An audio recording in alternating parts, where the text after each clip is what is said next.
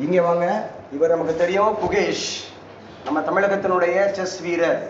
எந்த செஸ்ல சார் அப்படின்னு சொன்னா கேண்டிடேட் செஸ். எழுதிங்க, கேண்டிடேட் செஸ். கேண்டிடேட் செஸ் அப்படிங்கிறதுல வரலாறு படைத்தார் குகேஷ். வரலாறு படைத்தார் குகேஷ் அப்படிங்கிறத ஞாபகம் வச்சுக்கணும். கேள்வி எப்படி கேட்க வாய்ப்பு உண்டு? குகேஷ் எந்த விளையாட்டோடு தொடர்புடையவர்? அப்ப செஸ் விளையாட்டோடு தொடர்புடையவர். பிரக்யானந்தா எந்த விளையாட்டோடு தொடர்புடையவர்? செஸ் விளையாட்டோடு தொடர்புடையவர். தற்போது அந்த பிரக்யானந்தோட சிஸ்டர் யாரு? வைஷாலி. என்ன விருது வழங்கப்பட்டது? அர்ஜுனா விருது. அப்ப அர்ஜுனா விருது யாருக்கு வழங்கப்படுது? விளையாட்டு வீரர்களுக்கு. பயிற்சியாளர்களுக்கு துரோணாச்சாரியார். பயிற்சியாளர்களுக்கு சரியா? ரொம்ப ரொம்ப முக்கியமானது. RBF அப்படிங்கிறது எஸ்ஐயும் கால்ஃபர் பண்ணியிருக்காங்க, கான்ஸ்டபிளும் கால்ஃபர் பண்ணியிருக்காங்க. கிட்டத்தட்ட 4600க்கு மேல இருக்கு போஸ்ட். ஸோ நல்லா 1 வீக் ஆச்சு நோட்டிஃபிகேஷன்ஸ். இந்த போலீஸ் எக்ஸாமுக்கு, எஸ்ஐ எக்ஸாமுக்கு ஆசைப்படுறவங்க ரயில்வேக்கு ஆசைப்படுங்க. நல்ல ஜாப் இது. ஸோ நல்லா ஞாபகம் வச்சுங்க. எங்க சார் நடந்துச்சு? கனடாவில் எங்க சார் நடந்துச்சுன்னா டொரோண்டா. கனடாவில் டொரோண்டா அப்படிங்கிற பிளேஸ்ல தான் நடந்தது. கனடா அப்படிங்கிறது கேட்பாங்க. கனடாவோட பிரதமர் ஜஸ்டின் ட்ரூடே. கனடாவோட பிரதமர் ஜஸ்டின் அப்படிங்கிறவர் ஞாபகம் வச்சுக்கணும். ஜஸ்டின் ட்ரூடே அப்படிங்கிறவர் தான் கனடாவோட பிரதமராக இருக்கிறார். சரியா? ஸோ அவங்க கனடா அப்படின்னு சொன்னாவே லேண்டில் செகண்ட் பொசிஷன். லேண்ட் மீன்ஸ் ஏரியாவில், உலகிலேயே நிலப்பரப்பில் 2வது இருக்கக்கூடிய நாடு கேட்டால் கனடா அப்படிங்கிறத ஞாபகம் வச்சுக்கணும். நிலப்பரப்பில் 2வது இருக்கக்கூடிய நாடு அப்படிங்கிறது கனடா. ஜஸ்டின் ட்ரூடே அப்படிங்கிறவர் தான் அங்குள்ள பிரதமர். ஜஸ்டின் ட்ரூடே அவர் தான் அங்குள்ள பிரதமர் அப்படிங்கிறத ஞாபகம் வச்சுங்க.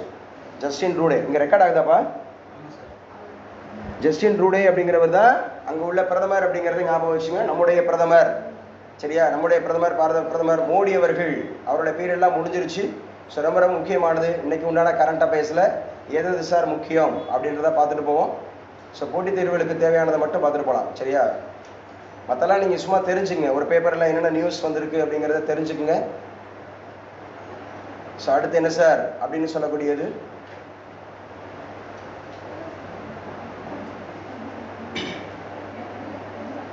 ஸோ இங்கே வரலாம். இதுவும் முக்கியமானதான். நான் ஏற்கனவே சொல்லியிருக்கேன். இந்த சாரதா தேவி அப்படிங்கிறது யாரு அப்படின்னு கேட்டால் ராமகிருஷ்ண பரமஹம்சருடைய ஒய்ஃப். சாரதா தேவி யாரு? ராமகிருஷ்ண பரமஹம்சருடைய ஒய்ஃப் அப்படிங்கிறத ஞாபகம் வச்சுங்க. அவங்க என்ன சொல்லியிருக்காங்களே பாருங்களேன். ஒரு பொருள் மிக அற்பமாய் இருந்தாலும் அதை இகழ்ந்து பேசலாகாது. அற்பமா யாரையும் எண்ணக்கூடாது, இகழ்ந்து பேசக்கூடாது. நீங்கள் ஒரு பொருளை மதித்தால் அதுவும் உங்களை மதிக்கும். சிறிய காரியத்தையும் மிக்க மரியாதையுடன் செய்ய வேண்டும். சின்ன காரியம்தான், இதெல்லாம் ரொம்ப எனக்கு அசால்ட்டு, அற்பம் அப்படின்னு நினைக்கக்கூடாது. இந்த நம்ம கிளாஸ்ல வைக்கிற டெஸ்ட் எல்லாம் அற்பமா நினைச்சீங்கன்னு சொன்னா அப்புறம் அங்க வைக்கிற டெஸ்ட்டும் அற்பமா தான் இருக்கும்.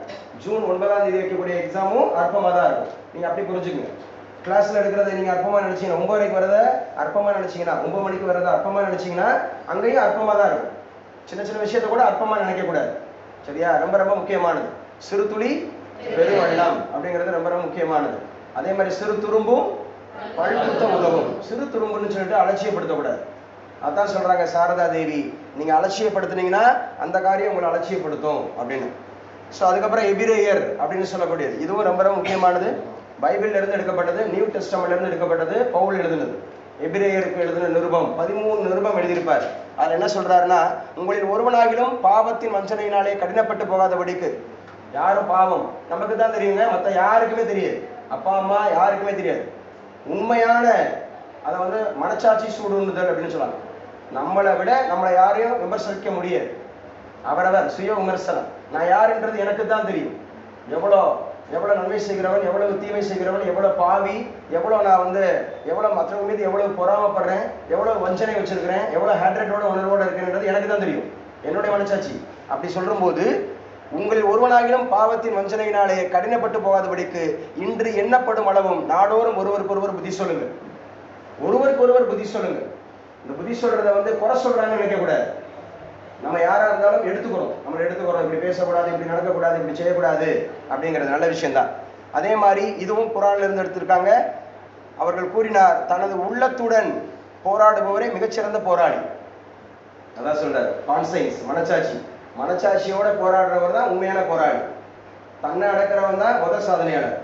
தன்னுடைய அந்த விஷயத்தை அடக்கிறவன் தான் அந்த மாதிரி இருக்கிறது. ஸோ இதுவும் ரொம்ப ரொம்ப முக்கியமானது. என்ன சார்? ஒரு சிந்தனைக்காக. ஏன்னா மனமும் உடலும் ஆரோக்கியமா இருந்தாதான் நம்ம ரிசல்ட்டை பிடிக்க முடியும்.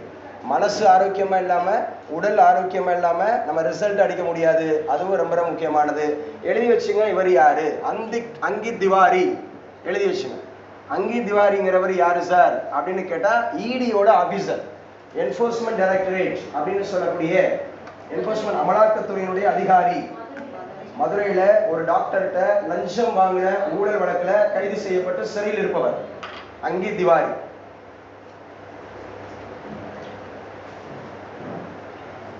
கொஞ்சம் வேகமா எழுதணும்.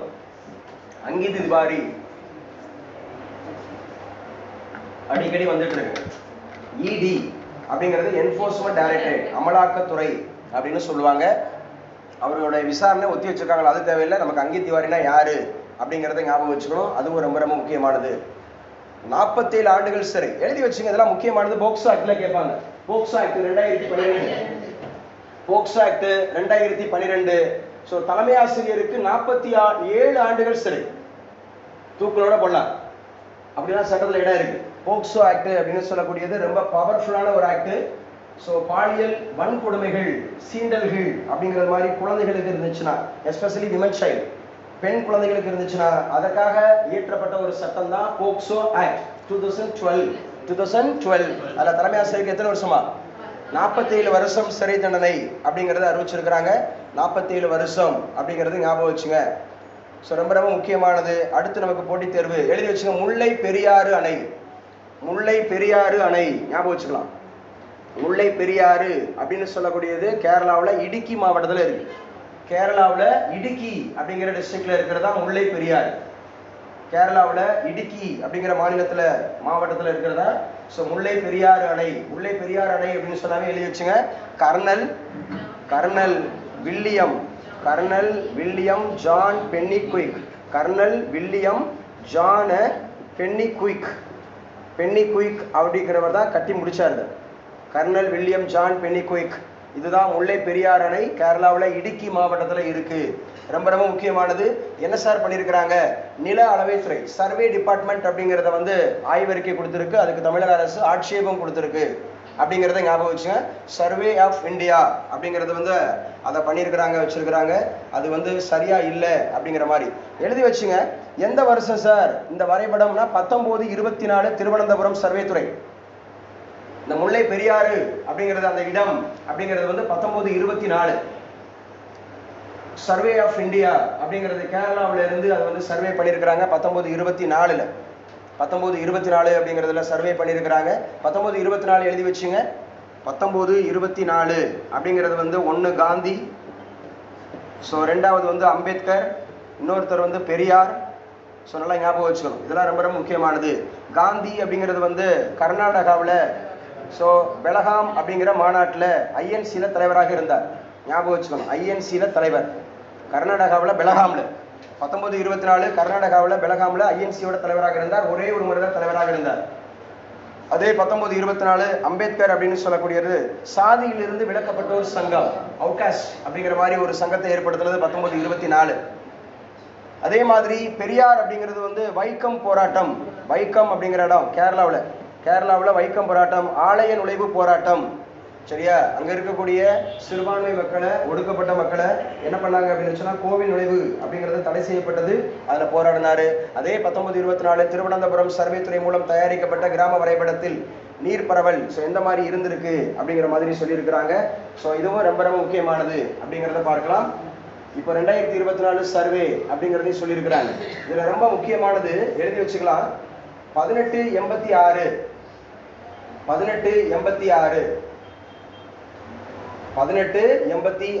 இந்த வருஷத்தை எழுதி வச்சு. 1886 பெரியாறு ஏரி குத்தகை ஒப்பந்தத்தின் கீழ் இடம்பெற்ற நிலத்தை கேரள அரசு ஆக்கிரமிக்கவில்லை என்றும், முல்லை பெரியாறு அணை அருகே மெகா கார் பார்க்கிங் திட்டம் செயல்படுத்தி இருப்பதாகவும் தெரிவிக்கப்பட்டுள்ளது. இதையடுத்து கடந்த மார்ச் 11ஆம் தேதி விவகாரத்தை விசாரித்த உச்சநீதிமன்றம் 4 வாரங்களுக்குள் இதை பத்தி சொல்லணும் அப்படின்னு சொல்லியிருக்கிறாங்க. அருகாமையிலேயே முல்லை பெரியாறு அணைக்கு பக்கத்திலேயே கார் பார்க்கிங் அந்த மாதிரி இருக்கிற விஷயங்கள் இருக்கு அப்படிங்கிறத சொல்லியிருக்கிறாங்க. ஸோ இதுவும் முக்கியமானது. முல்லை பெரியாறு அணையை பத்தி நம்ம தெரிஞ்சுக்கலாம். முல்லை பெரியாறு அணை அப்படிங்கிறத தெரிஞ்சுக்கலாம். தேவர் சமுதாய பெயரில் உள்ள வகுப்பினரை எம்பிசி பில்லில் சேர்க்க உத்தரவிட கோரி மனு. ஸோ எம்பிசி உங்களுக்கு இடஒதுக்கீடு அப்படிங்கிறது தமிழகத்தை பற்றி தெரிஞ்சுக்கணும். ஸோ கடைசியா எந்த வருஷத்துல இருந்து அப்படின்னு கேட்டா 1989 இருந்து 69% இடஒதுக்கீடு அப்படிங்கிறது தமிழகத்துல இடஒதுக்கீடு பின்பற்றப்பட்டு வருகிறது. 69% இடஒதுக்கீடு எந்த ஆண்டுல இருந்துன்னா 1989 இருந்து. ஞாபகம் வச்சுக்கணும், ரொம்ப முக்கியமானது. அப்ப கலைஞர் கருணாநிதி தான். என்னப்பா அழகுமுருகன் 69 அப்படிங்கிறதுல பிசி அப்படிங்கிறதுல வந்து 30% அப்படிங்கிறத ஞாபகம் வச்சுங்க. இடஒதுக்கீடு அப்படிங்கிறது முக்கியமான ஒரு பாடம், ஞாபகம் வச்சுக்கணும். பிசிங்கிறதுல 30%, எம்பிசி அப்படிங்கிறதுல வந்து நமக்கு வந்து 20%, எம்பிசிங்கிறதுல நமக்கு 20% அப்படிங்கிறது இருக்கு. ஸோ எஸ்சி அப்படிங்கிறது வந்து எஸ்சி டோட்டலாக 18, டோட்டலாக வந்து 18%. ஸோ அதை பிரிச்சிங்கன்னு சொன்னால் 15 3 3ன்றது எஸ்சிஏ, சரியா. அதுக்கப்புறம் 1% அப்படிங்கிறது வந்து நமக்கு எஸ்டி. எஸ்டி அப்படிங்கிறது இதுதான் டோட்டலாக 69% இடஒதுக்கீடு கல்வியிலும் ப்ளஸ் வேலைவாய்ப்புலையும். கல்வியில வேலைவாய்ப்புல இடஒதுக்கீடு அப்படிங்கிறத ஞாபகம் வச்சுக்கணும். இடஒதுக்கீடுன்னு சொன்னாவே காக்கா கலேகர் ஆணையம் ஞாபகம் வச்சுக்கணும், இந்திரா ஷஹானி ஞாபகம் வச்சுக்கணும், சட்டநாதன் ஆணையம். இந்த 3 தான் முக்கியமானது இடஒதுக்கீடு சம்பந்தப்பட்டதுல. இடஒதுக்கீடுல ஒண்ணு எது? காக்கா கலேகர், இன்னொன்னு இந்திரா ஷஹானி, 3 என்னது? சட்டநாதன். 1971 சட்டநாதன் ஆணையம். இதெல்லாம் ரொம்ப ரொம்ப முக்கியமானது அப்படிங்கறது ஞாபகம் வச்சுங்க. சட்டநாதன் ஆணையம் ரொம்ப ரொம்ப முக்கியமானது அப்படிங்கறது ஞாபகம் வச்சுங்க. ஸோ என்ன சொல்லியிருக்கிறாங்க அப்படிங்கறத ஞாபகம் வச்சுங்க. செஸ் வீரர் குகேஷுக்கு ஆளுநர் முதல்வர் தலைவர்கள் வாழ்த்து. எந்த ஊர்ல நடந்ததுல? கனடா. கனடால எங்க? டொரண்டோ. ஸோ என்ன என்ன போட்டி இது? செஸ்ல கேண்டிடேட்ஸ் அப்படிங்கிற வருது, சரியா. கேண்டிடேட்ஸ் தொடர்ல வெற்றி பெற்றிருக்கிறார். மாணிக்கம் தாகூரை தகுதி நீக்கம் செய்ய கோரிய மனு தள்ளுபடி. மாணிக்கம் தாகூர் எந்த தொகுதியில நிக்கிறாரு? விருதுநகர். காங்கிரஸ் வேட்பாளர் மாணிக்கம் தாகூர் அப்படிங்கறத ஞாபகம் வச்சுங்க. பாம்பின் கால் பாம்பரியும் அப்படின்னு கட்டுரை எழுதியிருக்கிறாங்க, என்னன்னு கொஞ்சம் பார்க்கலாம். பாம்பின் கால் பாம்பரியும், இது முக்கியமான ஒரு பழமொழி, அவரவருக்கு அவரவரை பத்தி தெரியும். பாம்பின் கால் பாம்பரியும். மன்னராட்சியிலும் சர்வாதிகார ஆட்சியிலும் இராணுவ ஆட்சியிலும், மன்னராட்சி சொல்லியிருக்கிறாங்க, இது முடியாட்சி. மன்னராட்சி, மன்னராட்சினாவே முடியாட்சி. இது வந்து பாத்தீங்கன்னா சர்வாதிகாரம் அப்படின்னு சொன்னாவே பாசிஸ்ட் அப்படிங்கிறது. இராணுவ ஆட்சி ஸோ அந்த மாதிரி இருக்கும். இது இப்போ கூட நமக்கு வந்து பாகிஸ்தான்ல இருந்துச்சு. அதே மாதிரி கம்யூனிஸ்ட் ஆட்சி நிறைய நாடுகள் இப்போ இருந்துட்டு இருக்கு. ஆட்சியிலும் ஒற்றாடல் என்பது வழக்கமாகவே இருந்து வந்திருக்கிறது. ஒற்றாடல்னா single man, one man army, ஒற்றாடல். அப்ப தனது ஆட்சிக்கு எதிராக நடைபெறும் சதிகளை ஒற்றாடி தெரிந்து கொண்டு, ஒற்றாடல்னா இந்த இடத்துல ஸ்பை, இந்த இடத்துல ஸ்பை மூலமா தெரிஞ்சுக்கிட்டு அந்த சதிகாரர்களை சிறையில் அடைப்பதும் அவர்கள் உயிரை பறிப்பதும் அந்த ஆட்சியில் வாடிக்கையான ஒன்று. இதற்கு சமீபத்திய உதாரணம் ரஷ்யாவில் நடந்த அதிபர் புதினின் முக்கிய எதிர்ப்பாளர், எழுதி வச்சுக்க, ஒரு முக்கியமானவர், கண்டிப்பா கேட்பாங்க. ஸோ நவால்னி அப்படிங்கிறவர் மரணம். ஏன்னா அவர் வந்து புதினை பத்தி நிறைய விமர்சிச்சார், புதினை பத்தி ரொம்ப ரொம்ப விமர்சிச்சாரு. ஸோ அவர் வந்து மரணம் அப்படிங்கிறது.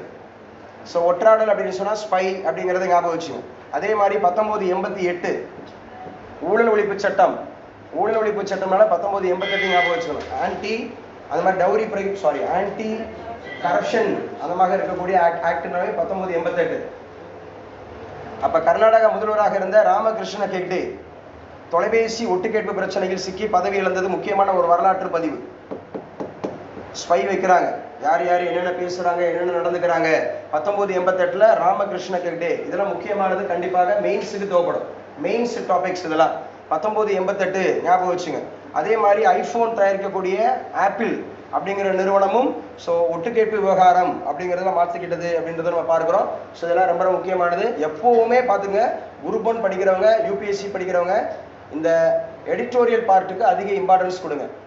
எடிட்டோரியல் பார்ட் அப்படிங்கிறதுக்கு அதிக இம்பார்ட்டன்ஸ் கொடுங்க. ஸோ கர்நாடகம் 1 to 9 வகுப்புகளுக்கு நாளை முதல் கோடை விடுமுறை அறிவிப்பு. இவர் டெய்லி பேப்பர்ல வர்றாரு. யார் இவர்? சத்யபிரதா சாகு. சத்யபிரதா சாகு யாரு? தலைமை தேர்தல் அதிகாரி, தமிழ்நாட்டுடைய தலைமை தேர்தல் அதிகாரி. முதலிடத்துல வந்த அந்த தொகுதி எது?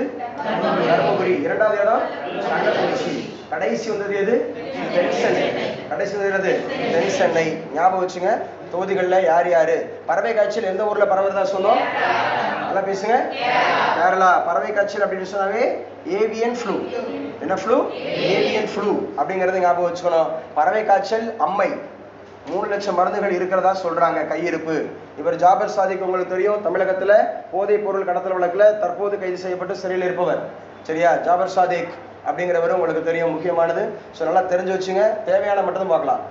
2G அப்படிங்கிறத வச்சுங்க. 2G வழக்கு அப்படின்னு சொன்னாவே 2012. 2G வழக்கு அப்படின்னாவே 2012. ஸோ ரொம்ப ரொம்ப முக்கியமானது. தீர்ப்பை மாற்றியமைக்க கோரி உச்சநீதிமன்றத்தில் மத்திய அரசு மனு. ராசா அவங்க மீது ரொம்ப முக்கியமானது. ஸோ அப்போ இருந்த அட்டார்னி ஜெனரல். ஸோ கண்டிப்பாக கேட்பாங்க. 2012 போக்சோ ஆக்ட் எந்த வருஷம்? 2012 அப்படிங்கிறத ஞாபகம் வச்சுங்க. ராசா உள்பட 16 பேர். ராசா உள்பட 16 பேர் 2G ஸ்பெக்ட்ரம் அப்படின்னு சொல்லுவாங்க. 2G ஸ்பெக்ட்ரம் கேஸ் இன்ன வரைக்கும் போயிட்டு இருப்பாருங்க. 12 ஆண்டுகள் கடந்தும் அது போயிட்டு இருக்கு அப்படிங்கிறத ஞாபகம் வச்சுங்க. 12 ஆண்டுகள் கடந்து அது போயிட்டு இருக்கு. ஸோ இதுவும் முக்கியமானது. 2G ஸ்பெக்ட்ரம் வழக்கு அப்படிங்கிறத ஞாபகம் வச்சுங்க. சரணடையாவிட்டால் ஒழிக்கப்படுவீர்கள். நக்சலைட்டுகள் எந்த மாநிலம் சொன்னோம்? சத்தீஸ்கர். எந்ததுங்க? சத்தீஸ்கர் அப்படிங்கிறதுல நக்சலைட்டுகள். ஸோ நீங்க சரணடையாவிட்டால் நீங்க ஒழிக்கப்படுவீர்கள் அப்படின்னு சொல்லிட்டு ஸோ சத்தீஸ்கர் மாநிலத்தில் சொல்லியிருக்காரு நம்முடைய home minister Amit Shah. Home minister யாரு? அமித்ஷா சொல்லியிருக்கிறாரு. சத்தீஸ்கர் எத்தனையாவது மாநிலம்னு சொன்னேன்? 26 நவம்பர் 1 2000 நேற்று தான் நடத்தினேன். 2000 மட்டும் எத்தனை மாநிலங்கள்? ஃபர்ஸ்ட் சத்தீஸ்கர், அதுக்கப்புறம் உத்தராஞ்சல், அதுக்கப்புறம் ஜார்க்கண்ட். உத்தராஞ்சல் தான் இப்ப என்னவா இருக்கு? மத்திய பிரதேசத்துல இருந்து சத்தீஸ்கர், சரியா? உத்தரப்பிரதேசத்துல இருந்து உத்தரகாண்ட், பீகார்ல இருந்து ஜார்க்கண்ட். பீகார்ல இருந்து என்னப்பா? ஜார்க்கண்ட் அப்படிங்கறத ஞாபகம் வச்சுங்க. இதுவும் ரொம்ப ரொம்ப முக்கியமானது. மக்கள் சொத்துக்களை பறித்து பகிர்ந்தளிக்க காங்கிரஸ் திட்டம். ஆந்திர முதல்வருக்கு 529 கோடி சொத்துக்கள் சொல்லியிருக்கிறாங்க. அரசியலமைப்பு சட்டத்தை மாற்றுவதே பிரதமர் மோடியோட நோக்கம் சொல்லி கார்கே குற்றச்சாட்டு சொல்லியிருக்கார்.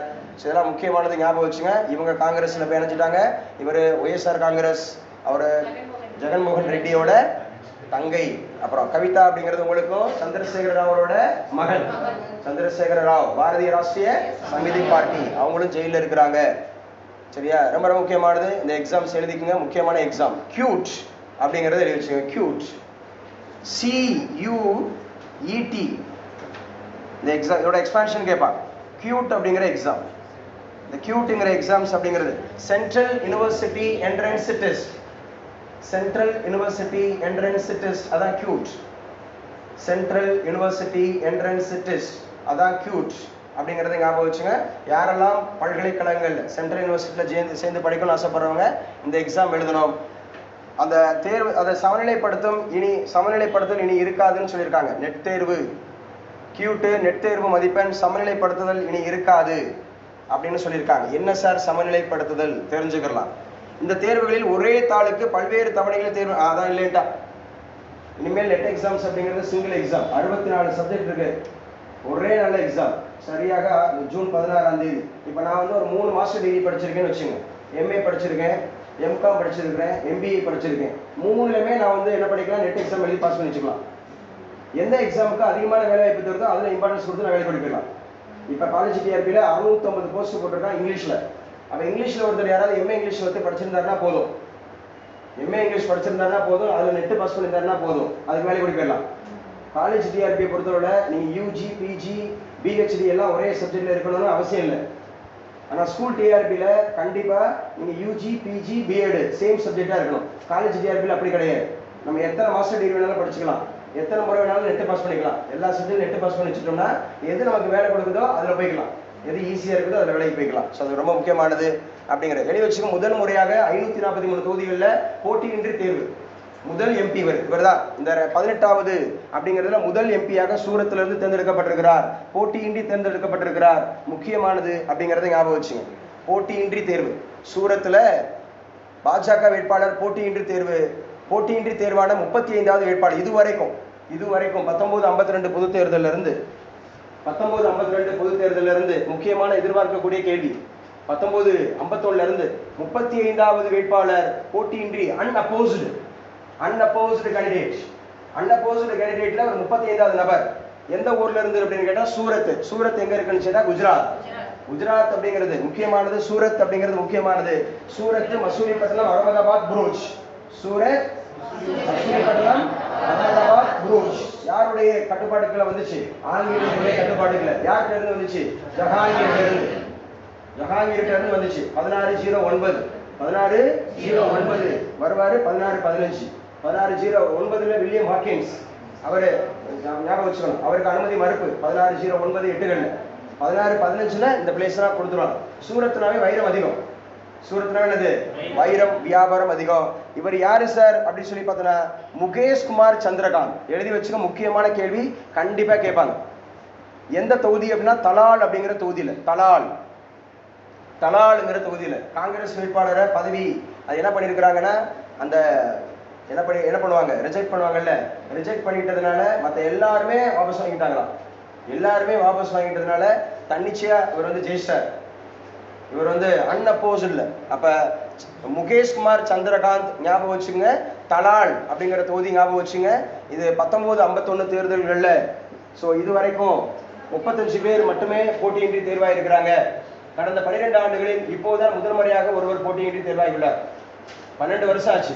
கடைசியா அப்ப அன்அப்போஸ்ட் 12ல யாரு சார்னா கன்னோஜ் அப்படிங்கிறது வந்து கேரளால இருக்கு. கன்னோஜ்ல சமாஜ்வாதி வேட்பாளர் கன்னோஜ்ங்கிறது இங்க உத்தரப்பிரதேசல அகிலேஷ் யாதவ் மனைவி, அகிலேஷ் மனைவி டிம்பிள் யாதவ், வெளியே வச்சுங்க. டிம்பிள் யாதவ் 2012ல டிம்பிள் யாதவ் அவங்களும் போட்டியின்றி தேர்வு. அகிலேஷ் யாதவ் அவருடைய மனைவி, அகிலேஷ் யாதவோட மனைவி டிம்பிள் யாதவ், அகிலேஷ் யாதவோட மனைவி டிம்பிள் யாதவ் அப்படின்னு சொல்லக்கூடியவங்க போட்டியின்றி தேர்வு 2012. ஆஃப்டர் 12 இயர்ஸ் பேக், 12 ஆண்டுகளுக்கு பிறகு முகேஷ் குமார் சந்திரகாந்த் போட்டியின்றி தேர்வாயிருக்கிறார். போட்டியின்றி தேர்வானவர்கள் 35வது நபர். கரண்ட் அஃபேர்ஸ்ல இம்பார்ட்டன்ட் அப்படிங்கிறது ஞாபகம் வச்சுங்க, முக்கியமானது. கரண்ட் அஃபேர்ஸ்ல ரொம்ப ரொம்ப முக்கியமானது. இது எழுதி வச்சுங்க. அடுத்து சியாச்சின் ரொம்ப ரொம்ப முக்கியம். சியாச்சின் அப்படிங்கிறது ரொம்ப ரொம்ப முக்கியம். சியாச்சின் அப்படிங்கிறது ரொம்ப ரொம்ப முக்கியமானது. 1999 சியாச்சின் அப்படிங்கிறது இட் இஸ் எ கிளாசியர். இது ஒரு பனியாறு. சியாச்சின்ங்கிறது ஒரு பனியாறு. இதான் மிக உயரமான, உலகிலேயே மிக உயரமான சண்டை நடக்கும் இடம் அப்படின்னு கேட்பான். போர் நடைபெறக்கூடிய இடம் அப்படின்னு கேட்டாவே சியாச்சின். ஜம்மு காஷ்மீர்ல இருக்கக்கூடியது, லடாக்ல இருக்கக்கூடியது. லடாக்ல தான் பிரிச்சதுக்கு அப்புறம் இப்ப லடாக்ல இருக்கு. கிளாசியர் பனியாறு அப்படின்னு சொல்லுவாங்க சியாச்சின். அப்ப சியாச்சின் பனிமலையில ராஜ்நாத் சிங் இருக்கிறார். சியாச்சின் அப்படிங்கிறது எவ்வளோ? கடல் மட்டத்திலிருந்து 15,100 அடி. கடல் மட்டத்திலிருந்து from the sea level அப்படிங்கிறது 15,100, 15,100 அடி ஃபீட் சியாச்சின் அப்படிங்கிறது. ரொம்ப ரொம்ப முக்கியமானது அப்படிங்கிறது ஞாபகம் வச்சுங்க. ராஜ்நாத் சிங் அப்படிங்கிறவரை ஞாபகம் வச்சுங்க. அதே மாதிரி மனோஜ் பாண்டே, நம்முடைய ராணுவ தளபதி ஜெனரல் பேரு மனோஜ் பாண்டே. நம்முடைய ஜெனரல் அவரோட இருக்கிறார், மனோஜ் பாண்டேயோட இருக்கிறார் அப்படிங்கறத ஞாபகம் வச்சுங்க. ரொம்ப ரொம்ப முக்கியமானது. சியாச்சின் அப்படிங்கிற இருக்கிறார். சியாச்சின்ல யாரு முதல் பெண் அந்தமாக இருக்கக்கூடிய தலைமை அதிகாரியா பொறுப்பேற்றிருக்கிறது? கேப்டன் சிவாஜ் சௌஹான் அப்படிங்கறத ஞாபகம் வச்சு. இதுவும் முக்கியமானது. சியாச்சின்ல தான் கார்கில் வார் நடந்துச்சு 1999. கார்கில் வார். ஆபரேஷன் விஜய் 1999. ஜூலை 26 கார்கில் திவாஸ் கேட்பாங்க. ஜூலை 26 கார்கில் திவாஸ். ஜூலை 26 1999. ஆபரேஷன் விஜய் 1999 எடுத்துக்கணும். ஆபரேஷன் விஜய் எடுத்துக்கணும். ஆபரேஷன் விஜய் அப்படிங்கறத எடுத்துக்கோங்க. இதுவும் ரொம்ப ரொம்ப முக்கியமானது அப்படிங்கறத நம்ம படிக்கலாம். கார்கில் வார் ரொம்ப ரொம்ப முக்கியம், தெரிஞ்சுக்குங்க. சரியா? கார்கில் வாரை பத்தி தெரிஞ்சுக்குங்க. ஜம்மு காஷ்மீர் 9 இடங்களில் NIA சோதனை. What's expansion of NIA? Investigation agency, national investigation agency. நல்லா ஞாபகம் வச்சுக்கணும். NIA இதெல்லாம் மெயின்ஸுக்கு ரொம்ப ரொம்ப முக்கியமானது. NIA ஞாபகம் வச்சுக்கணும். ED அப்படிங்கிறது ஞாபகம் வச்சுக்கணும். CBI அப்படிங்கிறது ஞாபகம் வச்சுக்கணும். CVC அப்படிங்கிறது ஞாபகம் வச்சுக்கணும். CBC இதெல்லாம் ஞாபகம் வச்சுக்கணும். இதெல்லாம் வந்து பாத்தீங்கன்னு சொன்னா கண்காணிப்பு அமைப்புகள் அப்படிங்கிறது. விஜிலன்ஸ் கமிஷன்ஸ் எல்லாமே எல்லாமே வந்து பாத்தீங்கன்னா பாதுகாப்பு சம்பந்தமாகவும் ஊழல் ஒழிப்பு சம்பந்தமாகவும் இருக்கக்கூடியது அப்படிங்கறத ஞாபகம் வச்சுங்க. ரொம்ப ரொம்ப முக்கியமானது. வழக்குரைஞர்கள் பணி பதிக்கட்டணம் 600 ரூபாய்க்கு மிக கூடாது. உச்சநீதிமன்றம் சொல்லியிருக்கு. திருமண வீட்டில் UP அமைச்சர் மீது தாக்குதல். மசோதாவுக்கு ஒப்புதல் அளிக்காத தேவையில்லை. மேற்கு வங்கத்தில் 25,000 அரசு பள்ளி ஆசிரியர் அலுவலர்கள் நியமனங்கள் ரத்து. எழுதிக்க முக்கியம். சமீபத்தில் எந்த மாநிலத்தில் அப்படின்னு சொல்லி கேட்டிருக்காங்க. 25,000 ஆசிரியரை நியமனம் பண்ணி கேன்சல் பண்ணியிருக்காங்க. அது CBIக்கு உத்தரவிடப்பட்டிருக்கிறது. 25,000 ஆசிரியர்களை நியமனம் செய்து அந்த நியமனத்தை ரத்து பண்ணியிருக்கிறாங்க. கேன்சலேஷன். CBI எழுதி வச்சுக்கணும். 1963 1963 உருவானது CBI, central bureau of investigation. CBI அப்படிங்கிறது ஞாபகம் வச்சு, it is purely non constitutional body. Non constitutional பாடி, அரசமைப்பு சபையால் ஏற்படுத்தப்படாத குழு, நான் கான்ஸ்டிடியூஷனல் பாடி சிபிஐ. சிபிஐயோட தற்போதைய இயக்குனர் யாரு? டைரக்டர் யாருப்பா? பிரவீன் சூட். எந்த மாநிலத்தினுடைய முன்னாள் டிஜிபி? நல்லா ஞாபகம் வச்சணும், பிரவீன் சூட் அப்படிங்கறத ஞாபகம் வச்சணும். சிபிஐயோட தற்போதைய இயக்குனர். சிபிஐயோட தற்போதைய இயக்குனர். சிபிஐல மொத்தம் 7 விங்ஸ் இருக்கும். 7 விங்ஸ் அப்படிங்கிறது மொத்தம் 7 துறைகள் இருக்கும் சிபிஐல. சிபிஐல 7 துறைகள் அப்படிங்கறது ஞாபகம் வச்சுங்க. பிரவீன் சூட் தான் இப்ப டைரக்டரா இருக்கிறார் அப்படிங்கறது ஞாபகம் வச்சுங்க. அடுத்து அலிகார் முஸ்லிம் பல்கலைக்கழகத்துக்கு முதல் முறையாக பெண் துணைவேந்தர். எழுதி வச்சுங்க, அலிகார் முஸ்லிம் பல்கலைக்கழகம். அலிகார் முஸ்லிம் பல்கலைக்கழகம் முக்கியமானது. எப்படி பனாரஸ்ல இந்து பல்கலைக்கழகம் இருந்துச்சோ அந்த காலகட்டத்திலேயே முஸ்லிம்கள் ஒரு பல்கலைக்கழகத்தை தொடங்கினாங்க. அந்த பல்கலைக்கழகத்துக்கு பேரு அலிகார் முஸ்லிம் பல்கலைக்கழகம் அப்படிங்கறத ஞாபகம் வச்சுங்க. அதுல நயீமா கதூன், நயீமா கதூன் அப்படிங்கிறவங்க ஃபர்ஸ்ட் விசி, வைஸ் சான்சலர். அப்ப 3 பேர் இருப்பாங்க ஒரு பல்கலைக்கழகம்னா. வேந்தர்ன்றவங்க 3 பேர் இருப்பாங்க. ஃபர்ஸ்ட் யார் இருப்பா அப்படின்னு சொல்லி பாத்தீங்கன்னா கவர்னர். அந்த அந்த மாநிலத்தினுடைய கவர்னர் இருப்பாரு, அவர் தான் சான்சலர். கவர்னர் தான் யாரு? சான்சலர். அதுக்கப்புறம் வந்து ஹையர் எஜுகேஷன் மினிஸ்டர். இந்த ஹையர் எஜுகேஷன் மினிஸ்டர் தான் என்னவா இருப்பாரு? Pro chancellor. என்னங்க? Pro chancellor. அப்புறம் இந்த கவர்னரால் தேர்ந்தெடுக்கப்படக்கூடிய வைஸ் சான்சலர் இருப்பாங்க. Vice chancellor. மொத்தம் 3 சான்சலர்ஸ் இருப்பாங்க ஒரு பல்கலைக்கழகத்துல. அலிகார் முஸ்லிம் பல்கலைக்கழகம் நயீமா கதூன் முதல் முறையாக வந்திருக்கிறாங்க. இதுவும் ரொம்ப ரொம்ப முக்கியமானது. எந்த வருஷம் தோற்றுவிக்கப்பட்டது அப்படின்னு கேட்டா 1920. சாரி இது தப்பு. 1920 ஒரு பேகம் சுல்தான் ஜஹான் அப்படிங்கிறவங்க பெண்ணா இருந்திருக்கிறாங்க. எழுதி வச்சுங்க. 1920க்கு அப்புறம் 100 ஆண்டுகள் கழிச்சு 1920 யார் இருந்திருக்காங்கன்னா சுல்தான் ஜஹான். சுல்தான் ஜஹான். இதெல்லாம் விமன் எம்பவர்மெண்ட்ல காமிக்கணும். இதெல்லாம் படிக்கிறது கேட்பாங்களா கேட்க மாட்டாங்களா? இதெல்லாம் கொண்டு போய் மெர்ஜ் பண்ணணும். Interpretation skill. அப்பதான் நீங்க மெயின் ஸ்கில்ல வர முடியும். ஏட்டு சுரக்கா கறிக்கு உதவாது. நல்லா படிச்சுக்கணும், நிறைய தெரிஞ்சுக்கணும். விளையாட்டு. குகேஷ் அப்படிங்கிறவரை பத்தி நம்ம ஏற்கனவே பார்த்துட்டோம். ஸோ குகேஷ் அப்படிங்கிறவரை பத்தி பார்த்தாச்சு.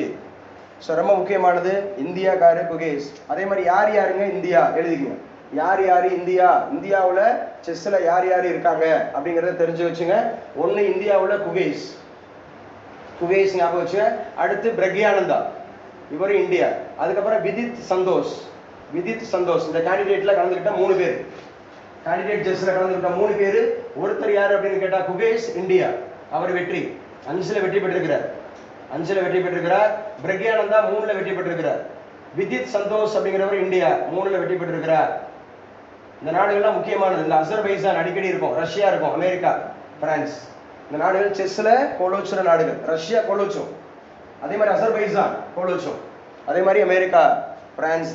இதெல்லாம் ஞாபகம் வச்சுங்க. முக்கியமானது ஆண்கள்ல. ஸோ பெண்கள்ல யாரு சார்? இந்தியா சார்பா வைசாலி. அதே மாதிரி ஹோனேரு ஹம்பி. ஹோனேரு ஹம்பி இதெல்லாம் பார்க்கணும். இதெல்லாம் முக்கியம். யூனிக்கா கேட்டு போயிருவாங்க. ஸ்டார்டிங்ல எந்த விளையாட்டோட தொடர்புடையவங்களா இருக்கிறாங்கன்னு கேட்டு போயிருவாங்க. ஹோனேரு ஹம்பி செஸ்ல, மகளிர் செஸ், ஹோனேரு ஹம்பி. அதே மாதிரி வைசாலி தமிழ்நாட்டில இருந்து, இந்தியால இருந்து வைசாலி. இவங்க 2 பேரும் இந்தியா. ஆனா வெற்றி பெற்றது சீனாக்காரமா ஜோங்கி டான். ஜோங்கி டான், ஜோங்கி டான், ஜோங்கி டான் அப்படிங்கறத ஞாபகம் வச்சுங்க. ஸோ செஸ் கனடாவில் நடந்திருக்கு, டொராண்டோல நடந்திருக்கு. ரொம்ப ரொம்ப முக்கியமானது அப்படிங்கிறத சொல்றாங்க.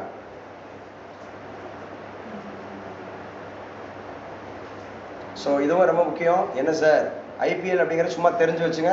வெங்கையா நாயுடு கமா பத்மா சுப்பிரமணியத்துக்கு பத்ம விருதுகள் அறிவிக்கப்பட்டிருக்கு. எழுதி வச்சுங்க. வெங்கையா நாயுடு முன்னாள் அப்படிங்கிறது நம்முடைய சேர்மன் ஆஃப் ராஜ்யசபா, துணை குடியரசுத் தலைவர் வெங்கையா நாயுடு. ஸோ வெங்கையா நாயுடு அப்படிங்கிறவங்களுக்கும் பத்மா சுப்பிரமணியன் இவங்களும் ரொம்ப ரொம்ப முக்கியமானவங்க. பத்மா சுப்பிரமணியன் நமக்கு பாடத்தில் வராங்க. பத்மா சுப்பிரமணியன் அப்படிங்கிறவங்க நமக்கு வந்து கிளாசிக்கல் அந்த மாதிரி இருக்கக்கூடிய டான்சர்ஸ் அதில் வருவாங்க. ஸோ யார் யாருக்கு சார்னா முன்னாள் குடியரசு துணைத் தலைவர் வெங்கையா நாயுடுக்கும் பரதநாட்டிய கலைஞர் பத்மா சுப்பிரமணியன் முக்கியமானவங்க. பத்மா சுப்பிரமணியன், பத்மா சுப்பிரமணியன் அப்படின்னு சொல்லக்கூடியவங்க. ஸோ இவங்களுக்கும் 2 பேருக்குமே பத்ம விருதுகள் அறிவிக்கப்பட்டிருக்கு. ஸோ இந்த வருஷம் அறிவிக்கப்பட்ட விருதுகளில் பத்ம விபூஷன் 5 பேருக்கு எழுதுங்க. பத்ம விபூஷன் 5 பேருக்கும், பத்மபூஷன் 17 பேருக்கும், பத்மஸ்ரீ 110 பேருக்கும், மொத்தம் 132 விருதுகள் அறிவிக்கப்பட்டது. ஏற்கனவே அறிவிக்கப்பட்டது 132.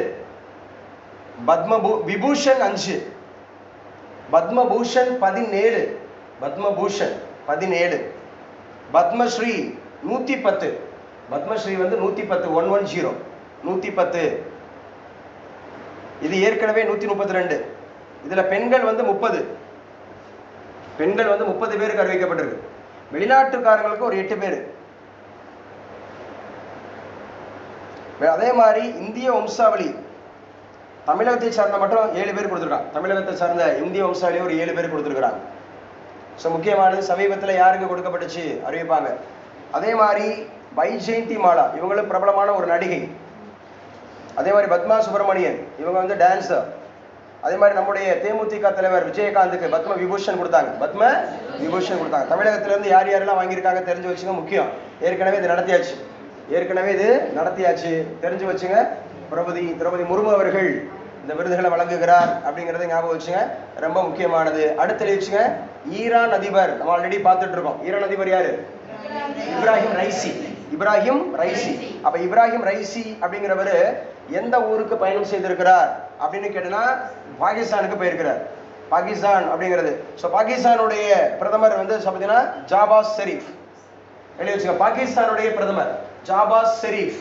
இவருடைய மகள் தான் அங்க நம்பர் 1 விமன் அப்படின்னு அறிவிக்கப்பட்டாங்க, ஜாபாஸ் ஷெரீப். அப்ப ஜாபாஸ் ஷெரீப் அப்படிங்கிறவரு பாகிஸ்தான் அதோட பிரதமர், பாகிஸ்தானுடைய பிரதமர். அதே மாதிரி இப்ராஹிம் ரைசி ஈரானோட அதிபர். ஸோ இவர் அங்க போயிருக்கிறார். அடுத்து பாருங்க, இஸ்ரேல் உளவு பிரிவு தலைவர் ராஜினாமா. முக்கியம் முக்கியம் முக்கியம், கண்டிப்பா உளவு பிரிவு, இஸ்ரேலோட உளவு பிரிவு தலைவர் ராஜினாமா பண்ணியிருக்கிறார். ராஜினாமா பண்ணியிருக்காரு. ஏன்னா அக்டோபர் 7 தாக்குதல் அதோட பின்னாடி தொடர்ந்து ஹமாஸை தாக்கிட்டு இருக்காங்க. பாலஸ்தீனத்துல ஹமாஸை தாக்கிட்டு இருக்கிறாங்க. இஸ்ரேலோட உளவு பிரிவு தலைவர் ராஜினாமா. அவருடைய பேரு என்ன சார்னா அகரோன் ஹலீவா. அகரோன் கலீவா. அகரோன் கலீவா அப்படிங்கிறவர் தன்னுடைய பதவியை ராஜினாமா பண்ணியிருக்கிறார். இந்த நோட்டு போதும் ஃபியூச்சர்ல உங்களை மெயின்ஸ்ல ஜெயிக்க வைக்கிறது. இதை மட்டும் பார்த்துட்டு எடிட்டோரியல் பாட்டை மட்டும் நீங்க பாத்தீங்கன்னா போதும். இதெல்லாம் அப்பப்போ நோட்ல இருக்கக்கூடாது, ரிவைஸ் பண்ணிட்டே இருக்கணும், ரீகால் பண்ணிட்டே இருக்கணும், ரிவைஸ் அண்ட் ரீகால் பண்ணிட்டே இருக்கணும். ஸோ ரொம்ப ரொம்ப முக்கியமானது. இஸ்ரேலில் என்ன பிரச்சனை போயிட்டு இருக்கு அப்படிங்கிறது உங்களுக்கு தெரியும். ஸோ பெஞ்சமின் நெதன்யாகு பதவி விலக சொல்லி போராட்டங்கள் இருக்கிறாங்க. தைவான்ல நிலநடுக்கம் ஏற்பட்டிருக்கு. தைவான் அப்படிங்கிறதுல நிலநடுக்கம் ஏற்பட்டிருக்கு. சென்செக்ஸ், ஸோ சென்செக்ஸ் அப்படிங்கிறது உயர்வுனாவே காலை வந்துடும், உயர்வுனாவே காலை அப்படிங்கிறது வந்துடும். ஸோ இதுவும் ரொம்ப ரொம்ப முக்கியமானது. மதுரை மீனாட்சி சுந்தரேஸ்வரர் கோவில் இன்னைக்கு ஆற்றுல இறங்கியிருப்பார். ஸோ நாளைக்கு அது வரும். இன்னைக்கு ஆற்றில் இறங்கியிருப்பார். ஸோ கள்ளழகர் 7000 பேர் போலீஸார் ஈடுபட்டிருக்காங்க. 2022 66,000 இந்தியர்களுக்கு அமெரிக்க குடியுரிமை. மெக்சிகோவுக்கு அடுத்து 2வது இடத்தில் இந்தியா. எழுதி வச்சுங்க, அமெரிக்க குடியுரிமை பெற்றதுல இந்தியா 2வது இடத்துல இருக்கு. அமெரிக்க குடியுரிமை பெற்றதுல இந்தியா வந்து 2வது இடத்துல இருக்கு. முதலிடத்துல இருக்கிறது மெக்சிகோ, குடியுரிமை அப்படின்னு சொல்லக்கூடியது. ஏன்னா அவங்க இரட்டை குடியுரிமை வழங்கக்கூடிய நாடாக இருக்கு. அதே மாதிரி 2 கட்சி ஆட்சி முறை இருக்கக்கூடிய நாடாக இருக்கு. அமெரிக்காவுடைய தற்போதைய அதிபர் யாரு? Joe Biden. பேசுங்க, ஜோ பைடன் அப்படிங்கிறத ஞாபகம் வச்சுங்க. ஸோ இதுவும் ரொம்ப ரொம்ப முக்கியமானது. நல்லா படிச்சு கிளாஸ் ஓவர். இன்னைக்கு உண்டான கரண்ட் அஃபேர்ஸ் அப்படிங்கிறது கிளாஸ் ஓவர். ஸோ கம்ப்ளீட்டாக முடிஞ்சிருச்சு. நம்ம யூனிட் 8 அப்படிங்கிறத நம்ம பார்த்துட்டோம். ஸோ யூனிட் 8 பார்த்தாச்சு. யூனிட் 8ல் 25 கேள்விகள் பார்த்தோம்.